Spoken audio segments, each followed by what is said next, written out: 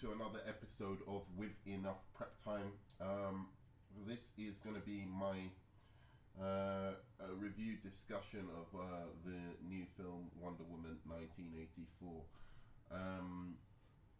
Just to give you a little bit of background, my name is the Nerd Man, and I host this channel. And one of the biggest things in terms of my channel, one of the things I've championed for some time is Wonder Woman as a character, and specifically Patty Jenkins' interpretation of Wonder Woman. I thought the first film I defended that. Perhaps I even defended it a little bit too much, even though yes, I did see some of the problems with it, particularly that it didn't flesh out its villains. That was my main problem. It wasn't that Ares just turned up at the end. I thought they needed an Ares battle at the end in the first Wonder Woman, a big boss battle, and this film proves that you needed a big boss battle at the end. Wonder Woman 1984, that is. But I was just like, if you're going to have a big boss battle at the end with Ares, you have to make sure Ares is an actual character in the movie, and don't give it that twist bullshit at the end, because we all saw it a mile away. So that was the third act of Wonder Woman. I don't think it was as weak as people say, because it had the whole sacrifice by Steve Trevor, which was really good. But the emotional beats of it were good in the third act. I just thought the action between Ares and Wonder Woman was lackluster. But apart from that, I was a big defender of that film. I thought it had some very, very just great Wonder Woman moments of, just this warm character, and it's exactly what she should be in the comics, a warm character, but at the same time a warrior. She's a straight up warrior, and they got that balance perfectly. So let's move on to Wonder Woman 1984. I've got a lot to say about this movie. As you may tell by my tone, even though I was a big defender of Patty Jenkins, and I'm also a big defender of Jeff Johns as well, and not just in terms of his recent troubles. I'm not saying I defend him against his recent troubles, but I do defend him that he is innocent until proven guilty. But one of the things that has come up, which I have defended him for, was that his stint as a producer, writer at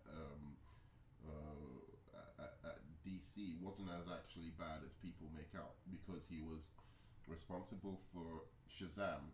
He was responsible for Aquaman, which I didn't like, but it wasn't a complete disaster. I thought it was a bit of a mess, but it wasn't a complete disaster, and I understood why it made $1 billion, because it had spectacular action scenes. So that was Jeff Johns' influence on Aquaman and Shazam. Justice League, he came into it like halfway through, or or whatever. So that was just a disaster waiting to happen. And basically, I've weighed in that, on balance, I prefer what Jeff Johns had did in the DCEU to what Zack Snyder did in the DCEU. Well, that's all changed. I'm still very much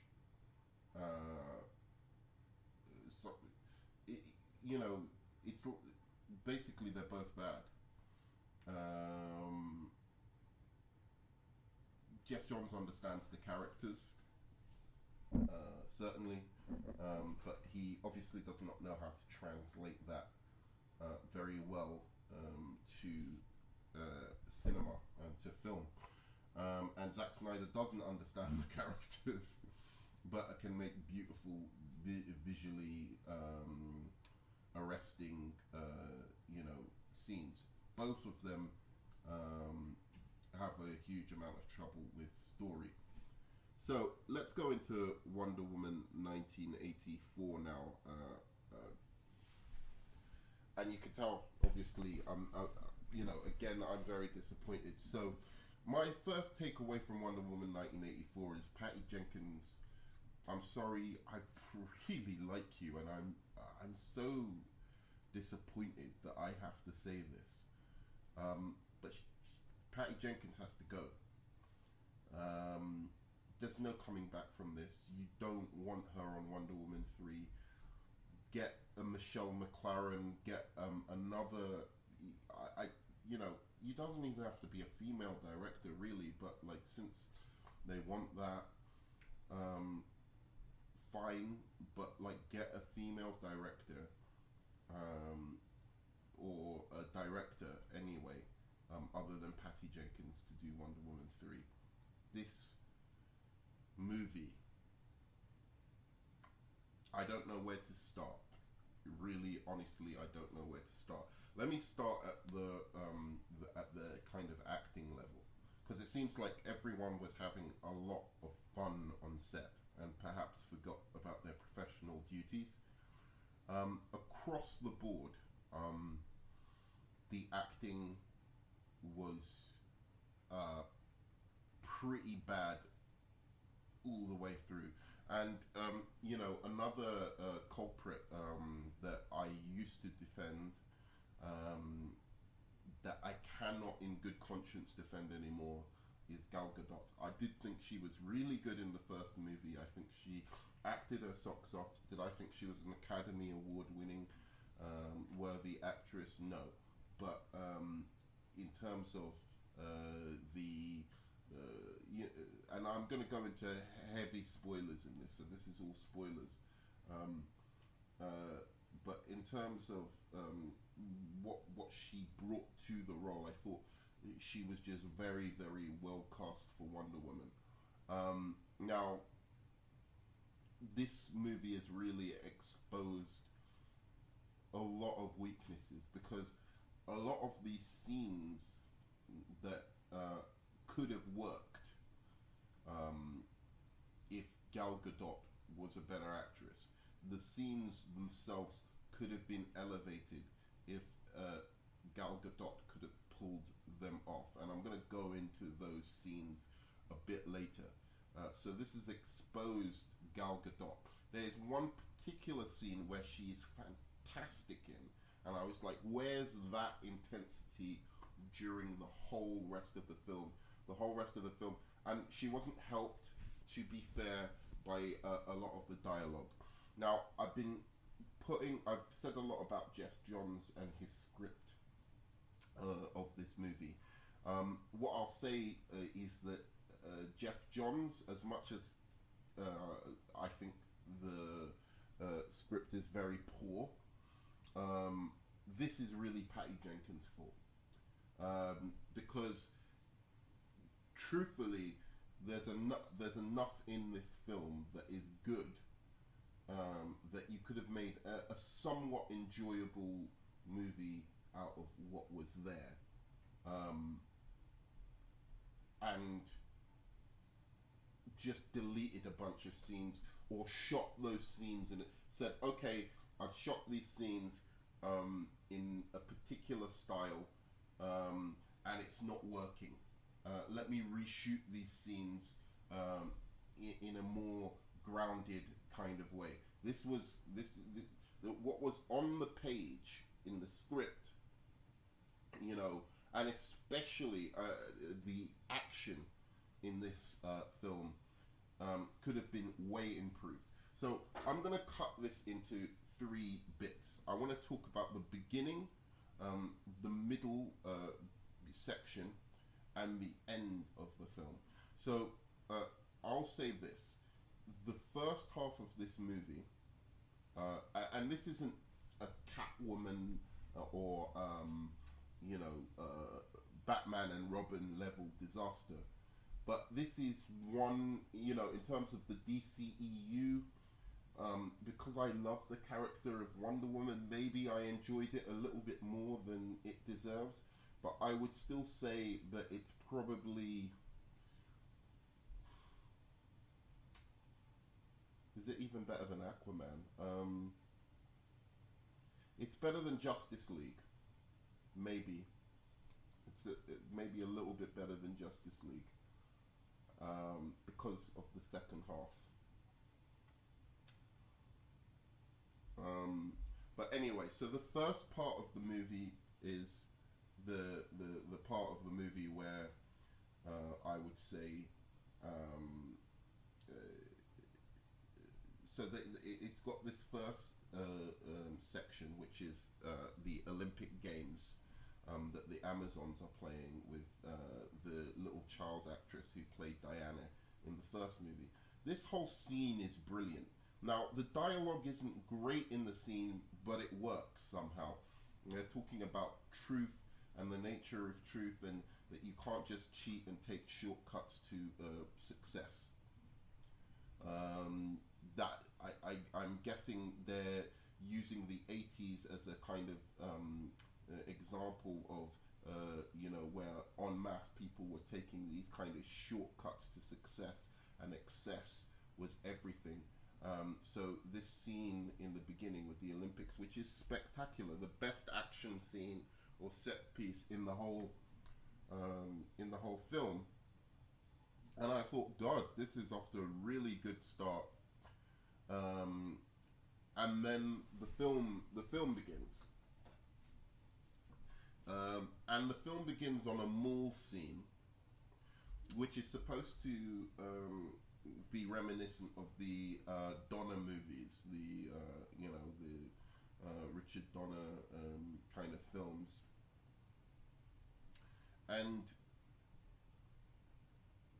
it just doesn't work. I mean, it doesn't work in a kind of modern context. None of this stuff was in the first movie. So the tonal shift between the first movie and this movie is baffling, to say the least. And my thing is, did Patty Jenkins realize, maybe she was gung-ho about doing this, and then must have realized, like, somewhere down the line, this isn't working, but I just have to go full steam ahead? Because if she didn't recognize that this was awful, that and especially, the problem is that unfortunately with black people, with homosexual, with women in certain professional situations, so like directing these big tentpole movies, she's not just representing herself, and this is unfortunate. I'm sorry to say this, because this shouldn't be the case, but it is kind of the case. But Patty Jenkins isn't just representing herself, she's representing all female directors wanting to do action tentpoles, big $200 million movies. This is the biggest budget, I believe, any female director has ever been given for an action movie. And so there's a real, she shouldn't have that responsibility. That shouldn't be her responsibility, but unfortunately that's what it's going to reflect as, and reverberate, so or ripple through. So I especially think that she should have grasped at some point, to not be able to grasp that this script doesn't work, that on a script level, the dialogue is not working. It's not the kind of dialogue that is up to the level of what you need for a big kind of superhero movie, a kind of movie of this kind of magnitude. Same thing happened with Aquaman, really. Aquaman, as much as I want to say about Justice League that it was bad, at least the dialogue was just about good enough. A lot of exposition, but the exposition somewhat sounded naturalistic. It sounded, yeah, like somewhat naturalistic. Aquaman, people were talking in ways that just didn't, it didn't sound like natural speech. And in the first half of this movie, and even in the Amazon Olympics, thankfully Hans Zimmer's score and the beauty and majesty of the scene made it so that you weren't too focused on what it elevated what Connie Nielsen and Robin Wright, who were wonderful in this movie for the short bit they were in. I wish they were in it more. It elevated what they were saying, even though the dialogue was still kind of rough in that scene. But the rest of the first half of this movie was just, I mean, the dialogue just sounded so unnaturalistic. You needed a proper screenwriter to go over that. And Jeff Johns writes good comic book dialogue where you do have a lot of exposition, people explaining things, because it's a comic book. It's you can do the exposition stuff in the comic book. But Patty Jenkins, as a director, should have known, wait, you can't do this in a movie. And that's the big problem with this movie. It's that first half of this movie, which you can't ever get back into it. Even when good things happen in this movie, you can never get back into it, because the first half is just so absurdly bad, absurdly written, absurdly acted. Everyone is bad in the first half. Gal Gadot is there in a cafe saying, suddenly we because Kristen Wiig, Barbara and Minerva in this film is this kind of nerdy, for some reason, I don't know what the reason is, but Kristen Wiig apparently in this fictional Washington DC is the most hideous, ugly ogre in the world, right? So men, there's this cute, hot, like scientist, successful woman who works in a museum, yet men aren't interested in her because she wears glasses and is a little bit clumsy, even though clearly she's freaking hot. She's got body on her, like whatever. But apparently Kristen Wiig is some hideous troll in this planet and nobody wants to help her. Diana comes, being the kind person that she is, and tries to sit down with the cheetah character, Kristen Wiig's character, and make friends with her. Now Diana at this point has been shown to be very lonely. She doesn't like talking to people or getting involved. That was a very interesting idea to go by with Diana. I thought that was a good idea, that she's seen all her friends die, and these were her best friends, and from World War One. I would have thought the best way to do this is to say that Diana has been through a lot. Maybe she even tried once in one lifetime. Maybe after her initial friends died, she was like, okay, I'm gonna make new friends. I'm gonna have a new boyfriend, and then they died, and then she was just like, I can't take this anymore. I can't love people and keep on, existing. That's a really interesting idea for somebody who's essentially immortal to have to go through. But going back to their relationship, and one of the worst scenes in the whole film is, at first Diana's reluctant to be friends with Kristen Wiig, who's just playing this role. She's doing her very best, and Kristen Wiig is a great comic actress, but she's doing her very best. But she just can't, with this dialogue, and I think they let her ad-lib a few lines that didn't work, that weren't funny, and that Patty Jenkins should have just cut out, but maybe she was like, oh, we're all girl pals, or whatever. Sorry, I don't mean to be sexist, but that's the way it came across in interviews with Patty Jenkins and the cast. It's like, we're all friends, and this is a great, and and basically, it seems like maybe she let Kristen Wiig ad-lib a few lines and just left it in the movie because those lines just don't work. I can't imagine they were written in a script.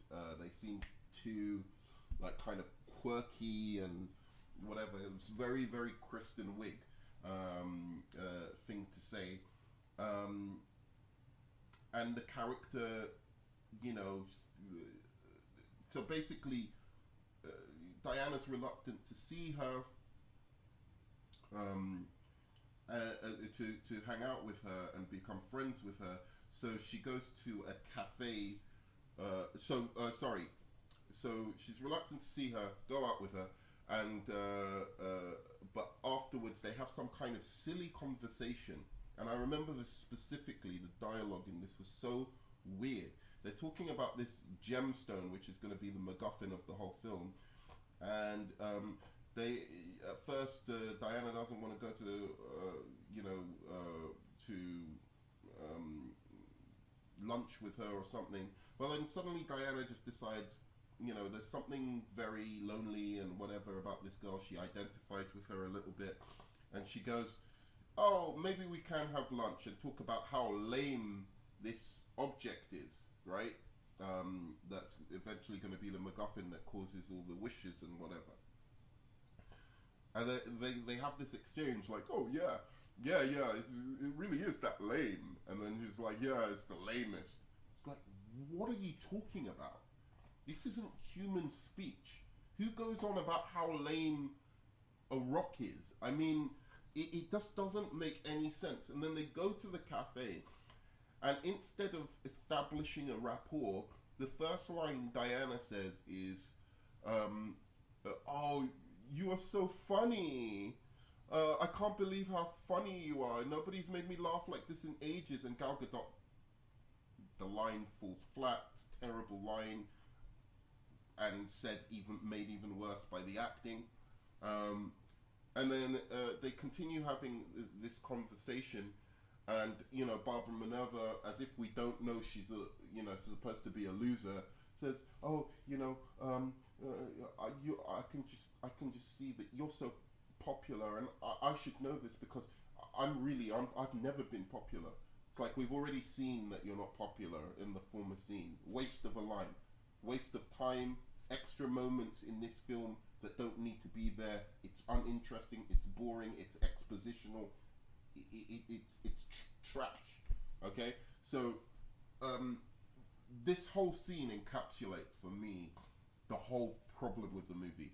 Acting's bad, script is bad, what's going on is banal, boring, uninteresting, unworthy of Wonder Woman. The Wonder Woman should be doing cool shit, right? And it could have been fixed on a directing level, right? This should have been building rapport, if that's what you want to do with these two characters. Have them do something fun. Maybe she takes Diana to a club for once, rather than just being this sad, mousy girl. Give her some kind of spunk, like, oh, she's actually into something interesting that, she can take Diana to, that will kind of open her up a bit. But anyway, so in any case, I mean, one of my main problems, I was always saying this, but I just believed in Patty Jenkins somehow. I would have never made Cheetah the main villain to Wonder Woman. As soon as you make Cheetah the main villain to a Wonder Woman movie, you have to do all of this bullshit to explain a character like that and why she's even formidable to Wonder Woman. It's hard to explain why a Cheetah character, an anthropomorphic, Cheetah character is somehow represents a kind of threat to Wonder Woman. I would have gone with tying the story, whatever it is, back to Themyscira, because Themyscira is really interesting. Let's explore Themyscira a little bit more in the second movie, explore Wonder Woman's origins. She's been banished from the, from Themyscira. Something happens that brings her back, that brings the world into conflict with Themyscira and the Amazons. That's what I would have gone with. And then, I know a couple of villains that if Patty Jenkins would have done her research, she would have seen these are villains that much more fit a modern sensibility, and you could have a much cooler MacGuffin that allows them to pose a threat to Diana, and it's something personal and emotional to her as well.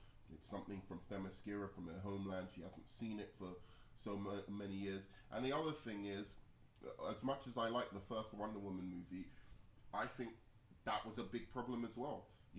Setting it all the way back in 1917, you've got the problem of you've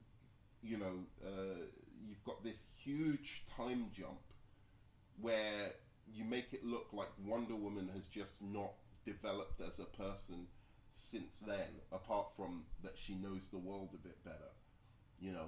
She hasn't matured beyond pining and remembering Steve Trevor. It would have been much better if she had have wished for Steve Trevor fine. Just in that moment, she had have been like, something had have reminded her of Steve Trevor, and she'd have just been, I wish he was here. I wish I had longer, to spend with him, because he was one of the greatest people I ever knew, and I only knew him for a week. That would have been a much better explanation than just saying Wonder Woman, Wonder fucking Woman. This strong, independent, whatever woman has just been, not dated, not done anything, and just been lonely ever since her friends died in 1917. That's crazy. Or ever since her friends died along the way after World War One. She had Etta Candy, she had Samir from the first movie. All of those people obviously passed away. I'm sure she made some more friends during that time as well. Or did she just stick to herself and not, because Chris Pine died, she was just like, I'm going to go into a little hole. And it's so awkward because of the original 1917 time setting. But Patty Jenkins knocked it out the park in that film to do that. But now she has to skip ahead and continue the story in the 80s. And that initially caused a lot of issues for this film. And it made her job as a writer even harder. But even still, as difficult as that is to do, to continue someone's story after this long gap and make them still relatable and understandable, nonetheless, you can't, I'm sorry, but it's still a really, really bad attempt, even at that. Even at, especially the first half of the movie. And I'm going to give the movie some praise at the end of this, because there's another part of the movie that's actually fairly good. It's not as good as the beginning Olympics bit, which was the highlight of the movie, but it's a lot better than the first half. But even that half has some very, very fatal flaws that, for me, make Patty Jenkins, I'm sorry, she can't come back to this franchise. I know they've announced her for Wonder Woman 3 and said that she's writing and directing, and they're going to have Gal Gadot back, but she can't come back. She can't come back from this unless she does an amazing movie next time. And she needs a really, really top screenwriter to write Wonder Woman 3. Set it in the modern day. No more Steve Trevor coming back. No more of her working in fucking museums work in a bloody. She's supposed to be an ambassador and a diplomat. You know, that's what her job is. You know, her proper job, the most consistent job she's had throughout her years in the DC universe. You know, as a diplomat, and she doesn't have a secret identity. She's the avatar of truth. She wouldn't lie about her identity. Okay? So I think get her out of a museum, archaeology fucking bullshit. Get her in modern times and give her something worthy of her name. The other thing that this is really, I mean, it's so awful, is that this really had the opportunity. There's been a lot of tropes in this film that have been used before. The trope of the nerdy person who becomes the villain and you know turns into you know the foe of the protagonist of Wonder Woman, of the hero. So that happened in Spider-Man 3, I think, or which one was it? There was one of them that it happened in. It happened in Batman Forever with the Riddler and some other superhero movies. So that's a common archetypal trope. However, I'll give the movie this. It did it better than those movies did it. And as much as I'm ragging on Kristen Wiig, it's in the first half of the movie that she is particularly bad. In the second half of the movie, she actually is quite good. So there's that trope. There's the trope of the ultra powerful superhero losing their powers. So like in Superman 2 and in Spider-Man 2, Superman loses his powers. And in Spider-Man 2, Spider-Man loses his powers and they have to regain it to be able to save the world. Now, those movies, it's kind of, you know, it's in Superman 2 it was actually done pretty well. I quite liked it in Superman 2. Spider-Man 2, or I think it was done okay as well. But this one should have been the absolute best version of that trope. They had the opportunity to make this the best version of that trope, because Wonder Woman's actually a warrior in the end of the day. So without her superpowers, you could have added stakes, because yes, she can be harmed, but also she can be full-on fucking badass warrior. And I'm not saying, I understand that Patty Jenkins had this philosophy where she didn't want Wonder Woman to hurt people, and she didn't want anyone killed in the film, and it to be overly, I mean, not even, I think the overly violent or whatever. The best kids movies are movies that adults can watch and kids can watch together, and that kids may not understand fully when they're younger, but they can grow and appreciate the movie and the film more and more and more, right? That's what Wonder Woman 1 did, right? That's a good movie for kids, because they can grow up, they can like it when they're younger, appreciate it on a certain level, and grow up and like it more and more and more, right? So I understand wanting to have this as a kids movie, but when you make something specifically for kids, certain things start happening, right? You start forgetting the principle that the thing has to make sense, and things don't add up in this movie a lot of the time, and that's another part of the problem. But it's not even the biggest problem. The fact that things don't add up is not it really isn't, because in a lot of superhero movies, things do not add up a lot of the way along the way. And even the MacGuffin being a wish, I know a lot of people are criticizing the film for that. It's a very unoriginal idea, so that having a kind of wishing stone setting all this story. I think a lot of that was dealt with about as good as you could have done with the wishing stone. again, the problem here is in the scenes that were used, the dialogue, the writing. Nothing rung true. There was no verisimilitude to this movie. It was so heightened by by Patty Jenkins and wanting to set this in the 80s and make it this heightened thing, cartoon, and that's what harmed it. Because if you've got a ridiculous premise but you try and ground it in something, you ground it in real drama and real emotion, then that ridiculous premise is more palatable. But if you've got a ridiculous premise and then you make the thing a cartoon as well, then it emphasizes how ridiculous the premise of the thing is, right? It really, really heightens and emphasizes how ridiculous it is. So, going back to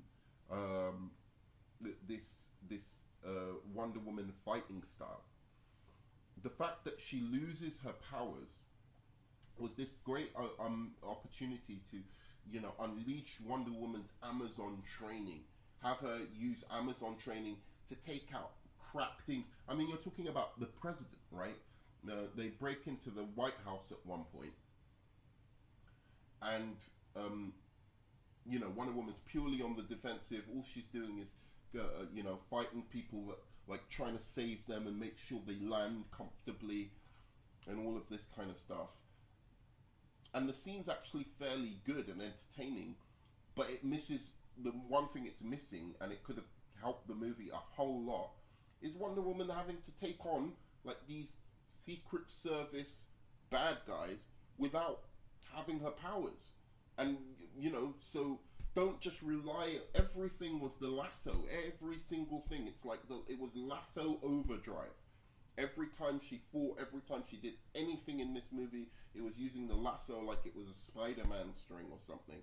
And it's like, no, let's have Wonder Woman do some warrior shit. We saw what she could do in the Amazon Olympics. We saw what she could do where she was taking out whole armies of Amazons by herself in the first one. She, without powers, should be able to take down this Secret Service. Maybe even after taking out like 30, 40 of them. That would have been cool. Take out 30, 40 of them. One of them gets her and then, takes her down, and then Cheetah kind of comes in, and Cheetah's like way, way more powerful and just, beats the crap out of her because she has no powers. And then she realizes, holy shit, I need to get my powers back, etc. That would have worked spectacularly. Her taking out 40 agents, highly trained agents with guns who are trying to protect the president, using simply her Amazonian skills. Yes, Steve Trevor could have helped a little bit, but effectively, Steve Trevor was doing more action, more hand-to-hand combat, punching, than Wonder Woman was, And she could have done all of that without, having to hurt them or cripple them or just, knock them out or whatever, right? Just ensure that they're knocked out, they can't get up. Using Amazon training skills. That would have been excellent. That by itself could have helped this movie a hell of a lot. Even with the premise being kind of weird and whatever. So there's that. So what else do I just want to emphasize that the main problem, and I'm going to go on to Pedro Pascal now. Pedro Pascal has a real issue in this movie where I don't know what to think of him. Honestly, people were saying he was really good, he was really this. I've not been a huge fan of Pedro Pascal. I don't know why everyone else is saying he's this fantastic actor. I thought he was good in Game of Thrones. That is true. He was good in Game of Thrones, but he's from, he's from the background. He's from South America, so doing the South American accent wouldn't have been that difficult for him. So I don't give him major props for that role. It was a good role. The writing was good on it, and it was iconic. You know, the way his death scene was probably the best death scene in all of Game of Thrones. But he seems to get a lot of credit for that. Maybe he's good in The Mandalorian. I haven't started watching that yet. But I think people are fanboying, you know, and that's another thing with the critiques of this movie, the early critiques. I know there's a lot of people deep down hurt to their very stomach. This hurts me.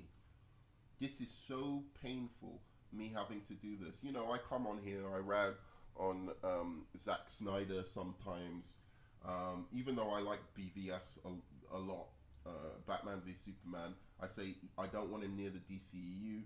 There's too many mistakes. He fucked up. I never ever thought I'd have to say this about Patty Jenkins, and it hurts much more than Zack Snyder. Zack Snyder, I was never like, okay, this is my guy. You know, this feels like if you know, do you know what I mean? It's like when there's a director you just fucking love, like Spielberg or whatever, and they're just, or they're like up and coming director, and they just completely shit the bed like this. It's just painful, and it's hard to do. And I know there's a lot of fanboys watching this saying Gal Gadot was good, saying, oh, Pedro Pascal was the best thing in the movie, he stole the movie. No, he didn't.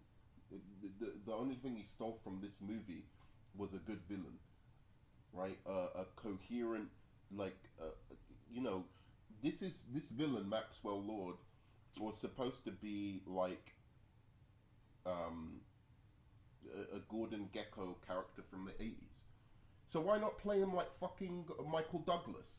Why play him like this over-the-top guy? If he's supposed to be, you know, like Patrick Bateman, you know, something like that. And I just, to be quite frank, for what Pedro Pascal was trying to do, this kind of over-the-top stuff, I don't think he could pull it off. I don't think he's a good enough actor to pull it off. That's the facts of it. Some actors could have done that. Again, just look at American Psycho, for instance. Okay, I'll give you that Christian Bale had a lot better writing to deal with. But he was hyper, he was manic, he was up and down. It was very, very big and bombastic as a performance. But it was always scary rather than cringy or cheesy. And yes, Pedro Pascal did not have the dialogue to work with here, but he still didn't pull it off.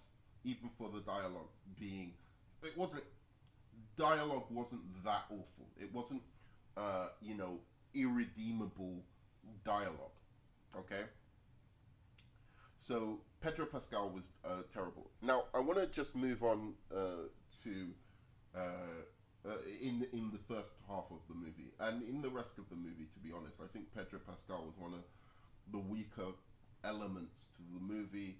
Although again, in the second half, it wasn't weak to the point that this is just a terrible, awful, you know, unredeemable kind of unenjoyable kind of thing. The second half had, you know, moments.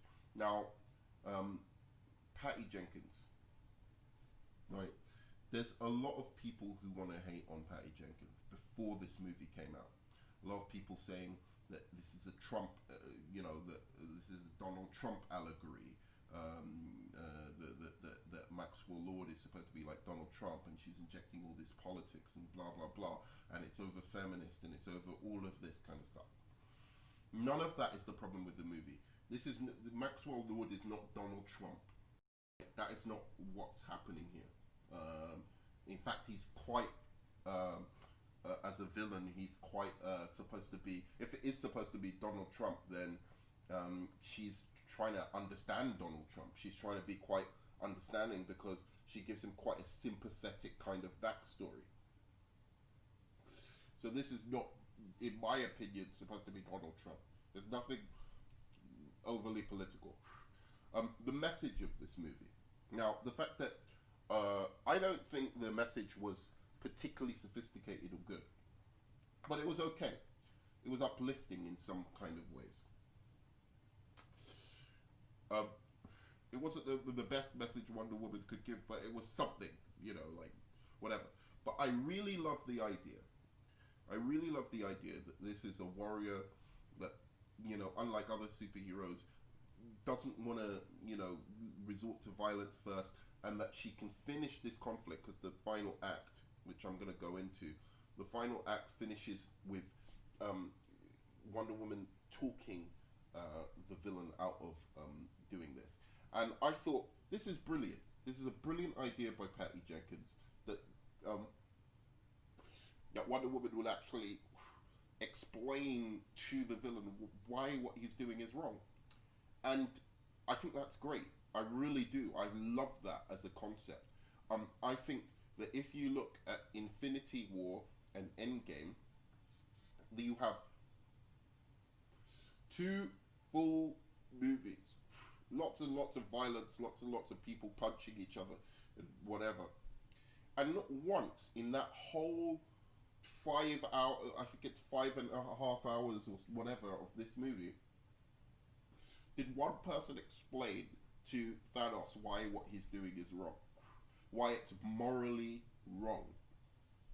And I think that's bad, because what it teaches is that, if you have an enemy, the best way to actually deal with that enemy is just punch them until they submit to your will, right? That's not a great moral message. So whoever wins the physical fight is essentially the morally right person.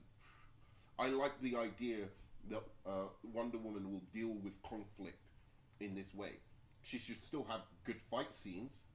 I don't see why one has to negate the other, that she wants to talk to villains out of it. But here's what Patty Jenkins did,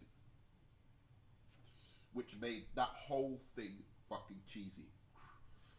Okay. Instead of,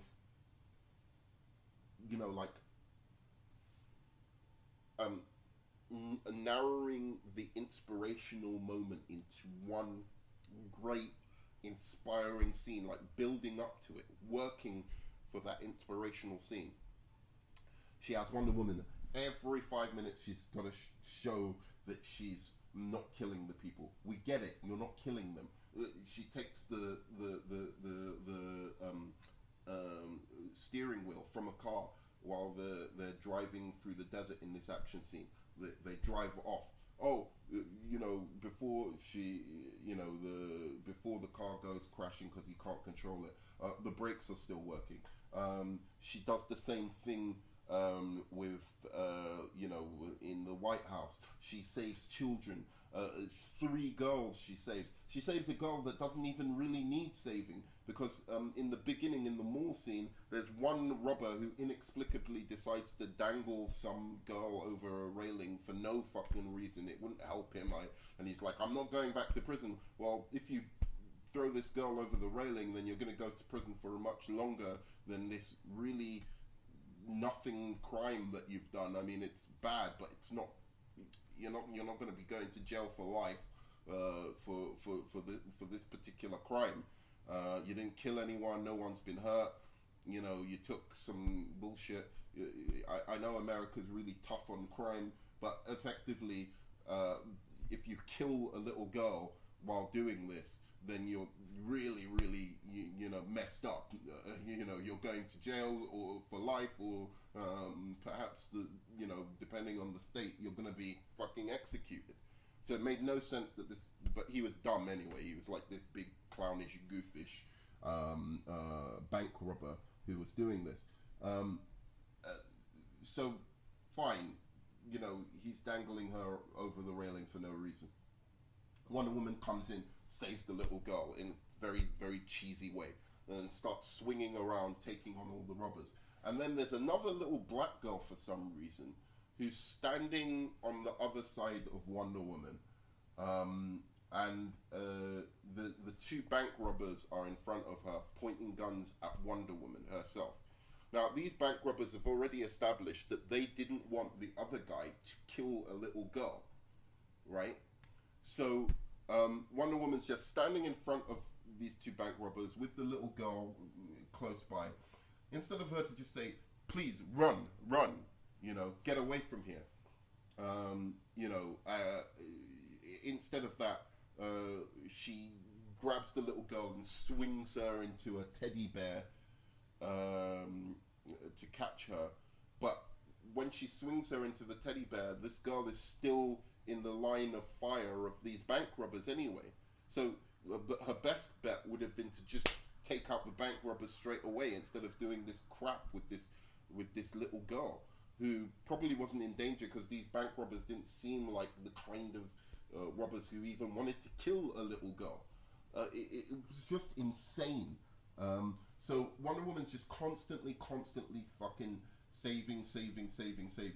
Instead of, there was a really beautiful moment where she saved two Arab kids, which had this kind of meta-textual quality to it because, obviously Gal Gadot is from Israel, and we all know Israel, Palestine is not the greatest relationship. Muslims and Israel don't have the greatest relationship. So her saving these two Islamic kids was actually a really, really nice thing, even on a meta-textual level, to show that Wonder Woman's even inspiring Gal Gadot to put a hand of peace out. Like, let's end this conflicts, these unnecessary conflicts between, Muslims and Jews. Now, you could say that, depending on how you feel about that that might be problematic. But in the end, it's Wonder Woman saving two Muslim children, and I thought that was very, very powerful. And that would have been so much more powerful if she hadn't saved one little girl, two little girls, saved some bank robbers, saved all of these people. That she saved it for that moment, right? She didn't need to hurt anybody or do anything like that, but or be overly violent with people up until that moment. But that should have been the Wonder Woman saves people moment, right? Like, she saves these two little kids. Didn't like her the way she did it, in a way, but there was part of it that made it like stupid, like because she swung off a missile, she used a lasso again. It would have just been great if she had found a way to save those two little kids without doing the swinging on missiles and all of that kind of stupidness. But still, the scene in and of itself wasn't horrendous. It wasn't. It was actually quite a thrilling action scene, for the most part.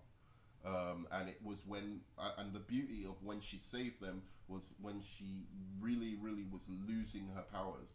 I would have liked to see it that she really lost her powers more by then, and that she found a way of saving them even without her powers, basically. So there's this kind of emphasis that Patty Jenkins wants to put on this film of being Wonder Woman being this kind of savior character who doesn't want to resort to violence, who wants to resort to conversation, and I think that's all brilliant as a concept. But here's where Patty Jenkins' directing comes into question. The whole setup, as I said, of this first half, and I can't emphasize this more, and I'm going to go on to the good bits right after I finish with this Patty Jenkins kind of bit. There was enough for me, I feel, in the beginning of this film to explain what's going on, set up the pieces, while not being wildly cheesy. Just unbearable to watch. And there are scenes, with Steve Trevor coming back. I haven't talked about Chris Pine yet. With Steve Trevor coming back, and it explains in one scene his wonder at, being in the 80s. and that was all it needed.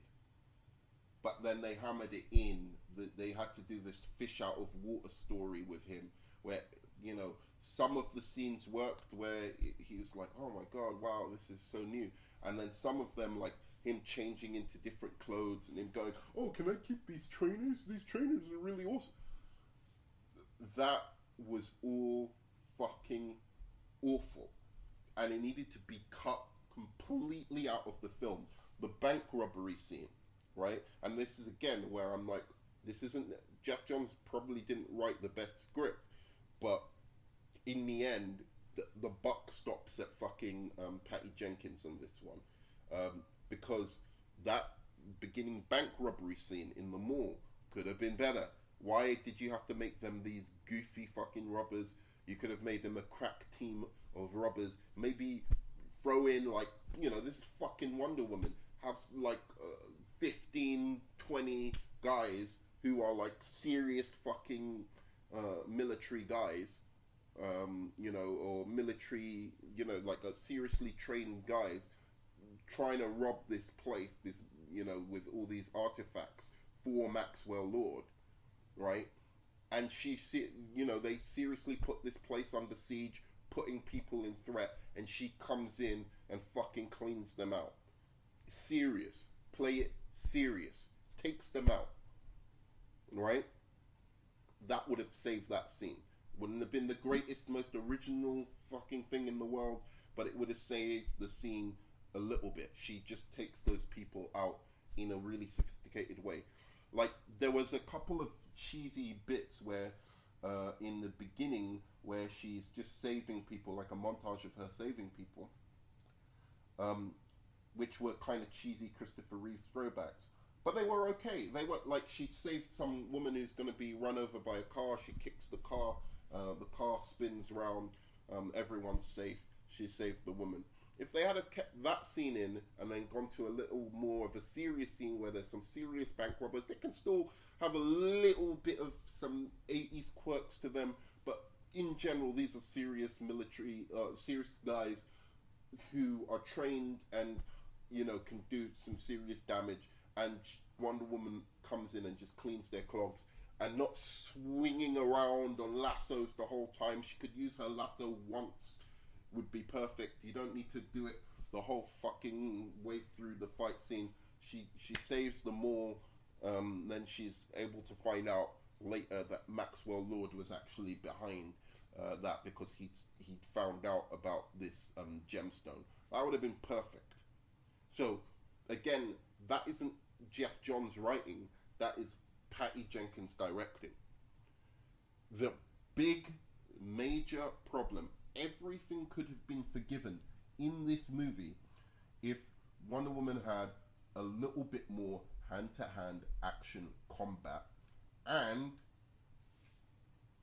the cheesiness meter had have been taken a little bit down. These are cheesy things they're saying, play them naturalistically.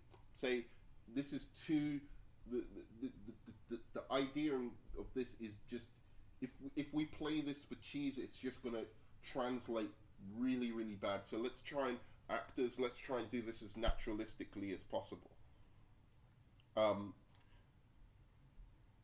And that's it, you know, with Patty Jenkins. And that was the main problem.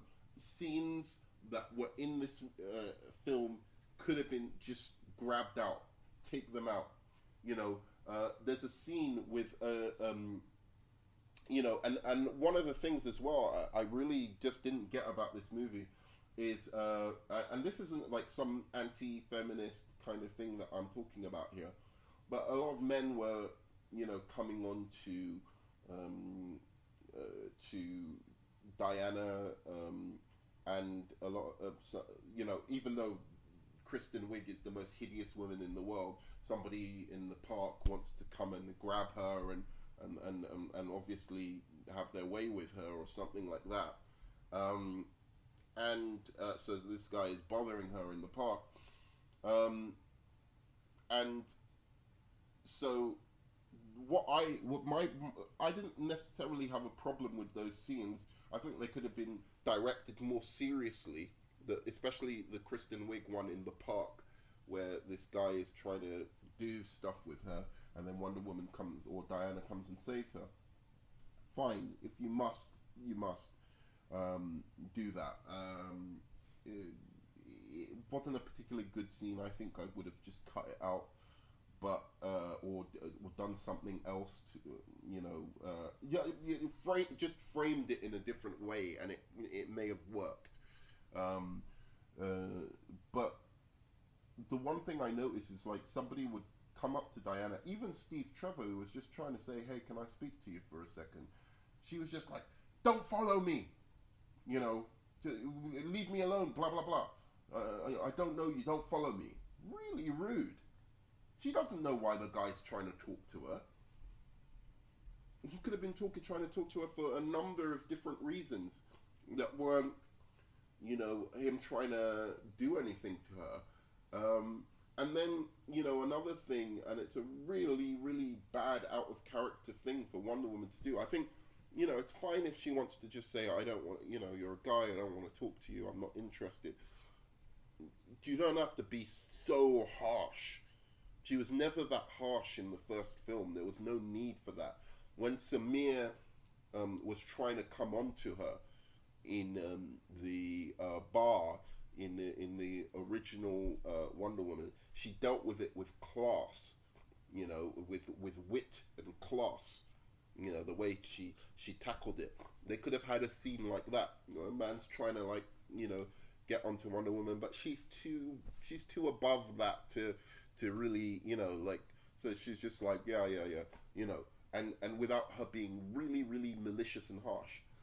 And then there's another thing I really fucking hated, where in the beginning there's some guy who works in the White House who's trying to talk to her. She's very dismissive and rude to him as well.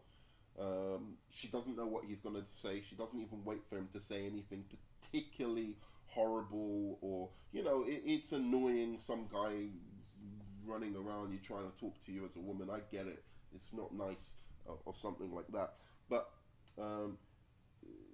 she walks away from him, and then later on, she uses his attraction to her to take advantage of him. So she uses the fact that he's attracted to her. She goes in and, she's trying to infiltrate and get into the White House.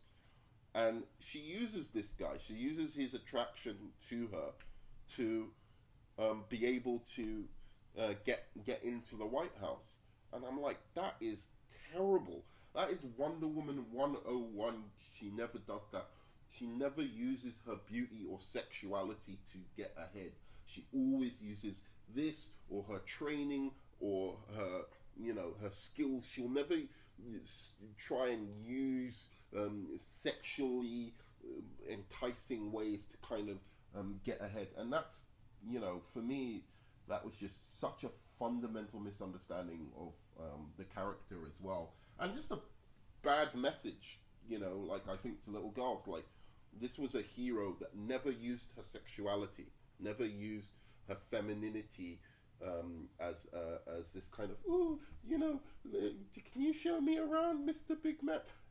She never did that. She was always like, I'm on a level with men. Yes, I have sexuality. Yes, I have whatever, but I'm in power and control of that in a way that I don't have to fucking use it. I don't have to, if I want something done in terms of, trying to get into something, infiltrate something, whatever, I use my strength, my power, my mind, my, anything apart from just this guy thinks I'm hot, so I'm gonna use him for a minute, and then once I'm, done with him, into the trash.